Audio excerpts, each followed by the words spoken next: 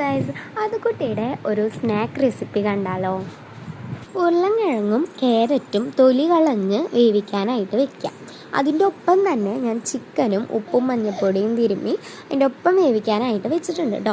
അത് കഴിഞ്ഞിട്ട് നല്ലോണം വെന്ത് കഴിഞ്ഞാൽ ഉരുളൻകിഴങ്ങും ക്യാരറ്റും നല്ലോണം കൈകൊണ്ട് ഉടയ്ക്കുക. നമുക്ക് കൈ കൊണ്ട് ഇങ്ങനെ ഉടയ്ക്കുമ്പോഴേക്കും സ്മൂത്തായിട്ട് ഉടഞ്ഞു പോണ പോലെ വേവിക്കണം കേട്ടോ.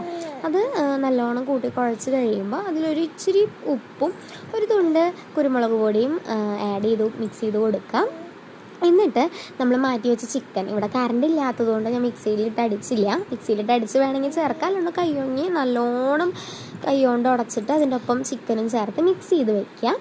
എന്നിട്ട് കൈകൊണ്ട് അത് എന്തെങ്കിലും ഒരു ഷേപ്പ് ആക്കിയിട്ട് മുട്ടയിൽ മുക്കിയിട്ട് നെയ്യിലോ അല്ലെങ്കിൽ ബട്ടറിലോ ഇതുപോലെ അപ്പുറവും ഇപ്പുറവും തിരിച്ച് ചെറുതായി ഒന്ന് ഫ്രൈ ചെയ്തെടുക്കാം. ഇതങ്ങനെ ഭയങ്കര ഫ്രൈ ഒന്നും ആവില്ല കേട്ടോ.